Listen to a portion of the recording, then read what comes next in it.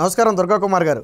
నమస్కారం సుధాకర్ గారు, మన వీక్షకులు కూడా నమస్కారం. తాజాగా నిన్న ఎవరైతే సిట్ అధిపతి రఘురామ్ రెడ్డి ఉన్నాడో ఆయన కొన్ని ఫైల్స్ కాల్చివేశారని మనం ఆల్రెడీ మాట్లాడుకున్నాం. దానికి సంబంధించి వాడు ఇంకొక న్యూస్ వచ్చింది. ఒకటి, ఆయన దానికి ఏదో కొంత వివరణ ఇచ్చే ప్రయత్నం చేశాడు. రెండు, ఆయన్ని అస్సాంకి ఎలక్షన్ కమిషన్ ట్రాన్స్ఫర్ చేసింది. ఇప్పుడు టీడీపీ ఆరోపణ ఏంటంటే అదిగో ఆయన వెళ్ళిపోతున్నాడు కాబట్టే ఈ ఫైల్స్ మొత్తాన్ని తగలబెట్టేశాడు అనేది ప్రధాన వాదన. సో అవకాశం ఉందంటారా అలా చేయడానికి? అట్లాగే ఇప్పుడు అంటే ఇంత క్విక్గా జరిగిందంటే ఆయన ట్రాన్స్ఫర్ ఖచ్చితంగా అదేనండి. ఆయన ఒక అధికారి కాబట్టి ముందే ఆయనకి ఉప్పు అందింది అక్కడి నుంచి, చీఫ్ ఎలక్షన్ ఆఫీస్ నుంచి. ఇట్లా అస్సాంకి పోలీస్ అబ్జర్వర్గా 10 నియోజకవర్గాలకి వేస్తున్నారని అంత తొందరగా అందబట్టే ఆయన అప్పటికప్పుడు ఆయన వ్యక్తిగత సిబ్బందికి పురమాయించి పనులు ఏదైతే ముఖ్యమైన ఫైల్స్ ఉన్నాయో అందులో ఏమైనా ఫ్యాబ్రికేటెడ్ ఎవిడెన్సో మరి ఏంటో తెలియట్లేదు. ముఖ్యంగా ఒకటైతే హెరిటేజ్ సంస్థకు సంబంధించిన అయితే బయటకు వచ్చింది, కొంత ఖాళీ కొంత కాలకుండా మిగిలిపోయిన వాటిని బట్టి. కాబట్టి అంత క్విక్గా ఆయన చర్య తీసుకున్నాడంటే ఏదైనా కూడా గవర్నమెంట్ అందులో ఇన్వెస్టిగేటివ్ ఏజెన్సీస్ పోలీసు సంస్థలకు సంబంధించిన ఫైల్స్ని అట్లా డిస్పోజ్ చేయటం అనేది ఉండదండి. వాటికి ఒక సీక్రెట్ డిస్పోజబుల్ సిస్టమ్ ఉంటుంది. ఎట్లా అంటే వాళ్ళు సహజంగా వాళ్ళ దగ్గర ఒక మెషినరీ ఉంటుంది, ఓన్లీ ఫర్ యువర్ ఐస్ అని. వాళ్ళకి టాప్ బాస్లు ఎవరైతే ఉంటారో వాళ్ళకి చూడాల్సిన పేపర్స్ కోడ్ సీక్రెట్ కవర్స్లో వెళ్తాయి. వాళ్ళు ఆ పేపర్ ఓపెన్ చేసి చూసిన తర్వాత ఇక దాన్ని ఫైల్లో పెట్టడం ఉండదండి. వ్యక్తిగత సిబ్బందికి కూడా ఇవ్వరు దాన్ని. వాటిని ఇన్సినేషన్ అంటారు, వాటిని కాల్చేస్తారనమాట. లేకపోతే ముక్కలు ముక్కలుగా చేసే మిషనరీ ఉంటుంది, అందులో పడేస్తారు.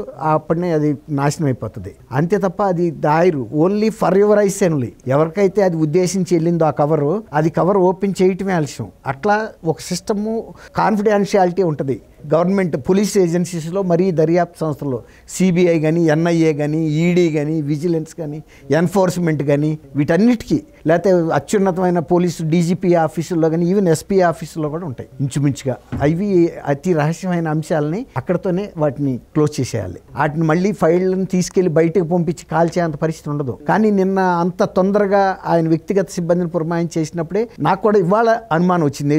నిన్న మనం అనుకోలేదు అది, కానీ ఇవాళ ఆయన అంత తొందరగా ఆర్డర్స్ వచ్చినాయి అంటేనే ఆయనకి నిన్న ఉప్పు అందబట్టికే ఆయన కొన్ని ఏదైతే అభ్యంతరకరమైన సాక్ష్యాలు ఉన్నాయో రేపు ఆయన వెళ్ళిపోయిన తర్వాత వీటిని కనుక ఎవరైనా నెక్స్ట్ వచ్చే అధికారులు ఉపయోగించుకుంటే, లేకపోతే నెక్స్ట్ వచ్చే ప్రభుత్వం కనుక ఆ ఫైల్స్ తీస్తే వీళ్ళ బండారం మొత్తం బయటపడే అవకాశం ఉంది. ఆ ఫైల్లో ఏంటి, ఆ ఫైల్లో ఫ్యాబ్రికేటెడ్ ఎవిడెన్సెస్, లేకపోతే కోర్టులను తప్పుదోవ పట్టించే అంశాలు. ఎగ్జాక్ట్లీ, మీరు గట్టిగా పట్టుకున్నారు. అది లేకపోతే అంత తొందరగా కాల్చాల్సిన అవసరమే ఉంది. ఆ ఫైలు ఇన్వెస్టిగేషన్లో కనుక ఒరిజినల్ పేపర్స్ అయితే ఉంటాయి. ఏ ప్రభుత్వం వచ్చినా, చంద్రబాబు నాయుడు గారిది రానివ్వండి, పవన్ కళ్యాణ్ రానివ్వండి, బీజేపీ రానివ్వండి, ఏ ప్రభుత్వాలు ఇంకా 30 ఏళ్ల తర్వాత ప్రభుత్వాలు వచ్చినా కూడా దాన్ని ఏం అనలేరు. కానీ అది కనుక ఫాల్తుగా కనుక చేసి ఉంటే వీళ్ళు ఇరుక్కుంటారు. అందులో ఇక ఆయనకి బహుశా ఈ గవర్నమెంట్ మారుతుందని తెలుసు ఆయనకి ఒకటి, అది నిన్న కూడా అనుకున్నాం. కానీ అంతకంటే ముందు ఆయనకి తెలిసింది ఏంటంటే అసలు ఆయన అక్కడికి అబ్జర్వర్గా వెళ్తున్నాడు. ఆ తర్వాత పోస్టింగ్ కూడా మారే అవకాశం ఉండొచ్చు. ఆయన ఎక్కువ సెంట్రల్ సర్వీస్లోనే ఉండి వచ్చాడని చెబుతున్నారు కాబట్టి మళ్ళీ ఇక్కడ ఎలిగేషన్స్ వచ్చినాయి అనే కదా ఇప్పుడు షిఫ్ట్ చేసింది. అక్కడి నుంచి వాళ్ళు సెంట్రల్ సర్వీస్కి డైరెక్ట్గా తీసుకుంటారు. దాదాపు ఈ ప్రాసెస్ అంతా అయ్యేటప్పటికి ఇంకో 2 నెలలు పడుతుంది. ఎలక్షన్ రిజల్ట్స్ వచ్చేరాక ఈ అబ్జర్వర్స్ ఉండాలండి, పొలిటికల్ అబ్జర్వర్స్ ఉండాలి, election conducting observers, IAS officers. ఏ నియోజకవర్గాలు అయితే వాళ్ళకి ఇన్ఛార్జీలుగా ఇచ్చారో అక్కడ ఎలక్షన్ సర్టిఫికెట్ ఇస్తారు కదండి, పలానా ఆయన ఎలక్ట్ అయ్యాడని. అప్పుడు వరకు వాళ్ళ బాధ్యత ఉంటుంది అక్కడ. కాబట్టి నేను అనుకోవటం మీరు అన్నట్టుగానే ఆయనకి ఉప్పు అందబట్టే ఈ శానిటైజేషన్ అంటారు, ఇలాంటి కొన్ని తప్పులు చేసిన వాటిని చేతులు కడుక్కోవటం మనకైనా తప్పు బురదని. ఇప్పుడు అందుకే కొన్నే కాల్చారు, మొత్తం ఆ ఫైల్స్ అన్నీ కాల్చలేదు. అట్టానే అవి ఆయన చెబుతున్నట్టు చిత్తు పేపర్ లాగా లేవు. మీరు చూడండి ఆ వీడియోస్ చూస్తే ఈ యొక్క కంపైల్గా నీట్గా ఫైల్ చేసిన పేపర్స్, నీట్గా సేకరించిన పేపర్సే. అవేవో జిరాక్స్లో వేస్ట్గా వచ్చిన పేపర్స్ని మడిచేసి అటు ఇటు వేసిన తుక్కు పేపర్లు ఏం కాదు. ఆయన నిన్న ఏమన్నా అంటే జిరాక్స్ మిషన్లో ఇరుక్కుపోయి అన్నాడు. వాస్తవానికి నాకు ఐడియా ఉంది జిరాక్స్ మిషన్, ఎందుకంటే మాకు వాటితో పరిచయం ఉంది. ఒక జిరాక్స్ మిషన్లో ఒక పేపర్ ఇరుక్కుపోతే ఏమవుతుందంటే మొత్తం చుట్టేస్తుంది, లొంగేసుకుంటుంది. అది ఐలో అవుతుంది. మనం ఏంటంటే ఒక పేపర్ని నలిపిసిరితే ఎలా ఉంటుంది ఆ టైప్ అవుతుంది. కొన్ని అసలు రావు కూడా, చిరిగిపోతాయి. బట్ నిన్న అన్నీ కూడా బండిల్స్ సగ ప్రింట్ ప్రింట్లు తీసిన పేపర్లు. అవునండి. ఆయన చెప్పిన నలిపేసిన పేపర్లో సరే ఒక 5ో 10ో ఉన్నా ఏదన్నా జరిగిందేమో అని అనుకుందాం. అది లేదు. రెండోది ఏమన్నాడు ఆయన, ఇంకు సరిగ్గా లేదన్నాడు. నాకు ఇంకో డౌట్ ఏంటంటే, ఇంకు సరిగ్గా లేకపోతే ఒక పేపర్ చూస్తాం, 2 పేపర్లు చూస్తాం, 3 పేపర్లు చూస్తాం. రానప్పుడు ఏం చేస్తాం, ఇందులో ఇంకు లేదురా బాబు, ఇంకు పోసి తీయాలి అని చెప్పి తీస్తాం. అంతేగాని ఇంకు లేదని తెలిసి 100 పేపర్లో ఎవరో ప్రింట్ తీయరు కదా. అంటే ఇవన్నీ కూడా ఏంటంటే ప్రజలు నమ్మశక్యంగా లేవు. 100 పేపర్లు కాదు, 1000 పేపర్లోనే అక్కడ చాలా ఇంటాక్ట్గా ఫైల్ చేసి నీట్గా ఉన్నాయి, ప్రింట్ కనపడుతున్నాయి. అవును, మనం చదివాం కదా వాటి మీద పేర్లు అయ్యాయి. అదే అన్నా, అది ఈయన అంత పెద్ద ఆఫీసర్ ఇచ్చిన వివరణ కూడా చాలా చిన్నగా ఉంది. అది అంటే ఇది ఎలాగ ఉందంటే గతంలో రథం దగ్గర పడిపోతే తేనెటీగలు అన్నట్టుగా ఉంది ఇది. దానికి దీనికి పొంతం లేదు. ఖచ్చితంగా ఇప్పుడు అంత పెద్ద ఆఫీసరు ఒక స్పెసిఫిక్గా వాళ్ళ వ్యక్తిగత సిబ్బందిని పంపించి అన్ని మొత్తం ఫైళ్ళు అంతా తగలేదు కదా. ఇప్పుడు ఫైళ్ళని మొత్తంగా తెచ్చి గుట్టబోసేసి తగలబెడితే నిజంగానే ఈ ఫైళ్ళన్నీ మేము ఎప్పుడో ఇన్వెస్టిగేట్ చేసి కేసెస్ క్లోజ్ అయిపోయినాయి అని అంటానికి కూడా లేదు. అంతంత పెద్ద ఫైల్స్. అసలు ఇంకోటండి, ఇప్పుడు ఆయన స్పెషల్ సిట్, అది సిట్ ఏదో చిన్న చిన్న కేసెస్ తీసుకోదు. గేదెను అన్ని తన్నిందానో, నేను గేదెను తన్ని కేసు పెడితే తీసుకోరు. అవన్నీ ఏదైనా సబ్జెక్ట్ మ్యాటర్ ఉన్నా, ఇప్పుడు ఆయన అది స్కిల్ డెవలప్మెంట్ కేసు అన్న చిన్న కేసు అండి. ఒక ఫార్మర్ చీఫ్ మినిస్టర్ మీద పెట్టిన కేసు అది. మరి దాన్ని అంత తక్కువ అంచనా వేయలేరు కదా. ఇప్పుడు తర్వాత ఇన్నర్ రింగ్ రోడ్డు అయిపోయినా ఇన్నర్ రింగ్ రోడ్డు వేయటానికి జరిగినటువంటి కుంభకోణాన్ని వీళ్ళేదో పెద్ద వెలికి తీసినట్టుగా చెబుతున్నారు కదా. అసలు దాని మీద జరిగిన ఎక్సర్సైజే లేదు. ఆయన కూడా చెప్పాడు కదా, అసలు తీరా చూస్తే మా హెరిటేజ్ సంస్థను చీల్చుకుంటూ వెళ్ళిపోయిందని. ఇప్పుడు ఇక్కడ కనుక తెలంగాణలో హైదరాబాద్లో రింగ్ రోడ్డు వేసినప్పుడు టెస్పా అని మధ్యలోంచి వెళ్ళిపోయిందండి. టెస్పా పవర్ తగ్గిపోయింది అక్కడి నుంచి. దాని హంగు గతంలో అదంతా ఒక్కటే బిట్టుగా ఉండేది క్యాంపస్. చక్కగా ట్రైనింగ్ అంటే డిఎస్పీల ట్రైనింగ్ కూడా ఇక్కడ ఇస్తారు టెస్పాలో. అట్లాంటి టెస్పా ట్రైనింగ్ 2గా చీలిపోయేటప్పటికి దాని హంగు తగ్గిపోయింది. అట్లాగే ఏ సంస్థ నుంచి అయినా ఒక స్థలం మీరు ఫ్యాక్టరీ కట్టుకోవడానికి కొంటారండి, అందులోంచి మధ్యగా రోడ్డీలు 2 ముక్కలు అయిపోతే చిన్న ఫ్యాక్టరీలు వస్తాయి. తర్వాత పర్పస్ కూడా సర్వ్ అవ్వదు. వాళ్ళు ఒక పర్పస్ కోసం కొన్నారు.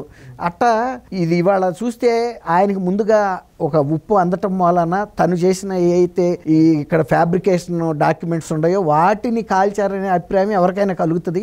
ఇక్కడ ఇంకొక చిన్న అనుమానం ఉందండి. వాస్తవానికి చంద్రబాబు గారి ఇన్నర్ రింగ్ రోడ్ అనేది కేసు అనేది హోల్డ్లో ఉంది, స్టే మీద ఉంది. ఇప్పుడు పత్రాలు కోర్టుకు సమర్పించాల్సిన అవసరం లేదు, వేరొకరికి సమర్పించాల్సిన అవసరం లేదు, ఇప్పుడు ప్రింట్లు తీయాల్సిన అవసరం లేదు. మరి హోల్డ్లో ఉన్న ఒక కేసుకు సంబంధించి నిన్న ఎందుకు ప్రింట్లు తీసినట్టు? అంటే ఇది కూడా అనుమానం కదా. తీయాల్సిన అవసరం లేదు కదా. అసలు అవసరం లేదు. ఇప్పుడు వాళ్ళు ఇన్వెస్టిగేట్ చేసి ప్రాపర్ ఇన్వెస్టిగేట్ చేసిన పేపర్స్ ఉంటాయి, కానీ దానికి సంబంధం లేని ఈ పిచ్చి పేపర్లు అయితే తెచ్చి పెట్టరు కదా. న్యూస్ పేపర్లని బజార్లో దొరికిన న్యూస్ పేపర్లన్నీ తెచ్చి ఆ ఫైల్లో పెట్టరు కదా. ఏదన్నా దానికి సంబంధించి విలువైన పేపర్లే పెడతారు కాబట్టి ఇవాళ కాదు. పోనీ ఒకవేళ అందులో కుంభకోణం జరిగిందండి, ఇంకా రేపు వచ్చే గవర్నమెంట్ మళ్ళీ ఇదే గవర్నమెంట్ ఎలక్ట్ అయినా కూడా మళ్ళీ అది తీయమన్నప్పుడు ఆ ఫైల్ అక్కడి నుంచి కంటిన్యూషన్ అవుతుంది. ఏ మెటీరియల్ వేస్టేజ్ మెటీరియల్ అందులో ఉండదు కదా. ఇది నమ్మశక్యంగా లేదండి. ఖచ్చితంగా ఇందులో కొన్ని వాళ్ళు కావాలని చేసిన ఫ్యాబ్రికేటెడ్ డాక్యుమెంట్స్ వరకు పీకిచ్చేసి వాటిని డిస్పోజ్ చేశారు అంతే. రేపు ఆధారాలు దొరకకుండా మేము ఇందులో ఫ్రాడ్ చేశామనే. రేపు ప్రభుత్వాలు మరి దీని మీద ఇన్వెస్టిగేషన్ చేయొచ్చు అంటారా, ఈ కాగితాలు కాల్చివేత మీద, ఈ ఫైల్స్? ఖచ్చితంగా అండి. ఇప్పుడు ఏదైతే కాల్చకుండా మిగిలిపోయి ఉన్నాయి కదండి, దాన్ని బట్టి అసలు ఈ ఒరిజినల్ డాక్యుమెంట్లు ఉన్నాయా లేవని ఏ కంపెనీలలో తెచ్చినా, లేకపోతే ఏ గవర్నమెంట్ ఏజెన్సీల నుంచి తెచ్చినా, ఏ బ్యాంకుల నుంచి తెచ్చినా కూడా ఆ స్టేట్మెంట్ ఆ బ్యాంకుకి ఇందులో ఉన్నదానికి కలుస్తుందా లేదా అని వెరిఫికేషన్ అయితే జరుగుతుంది కదండి. ఫిగర్స్ కలవాలి కదా. ఫిగర్స్ కలవకుండా అదే స్టేట్మెంట్ మీద వేరే ఫిగర్స్ ఉంటే ఖచ్చితంగా అది ఫ్యాబ్రికేటెడ్ కింద లెక్క.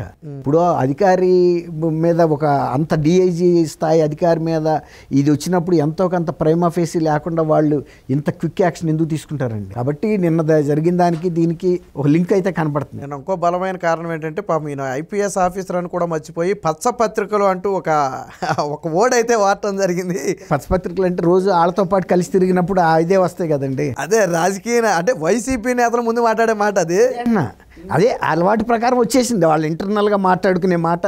ఆయనకు అనవసరం పచ్చపత్రికల బులుగు పత్రిక. ఆయన అధికారి కదా, ఐపీఎస్ అధికారి. నువ్వు వీళ్ళందరికన్నా అబౌవ్.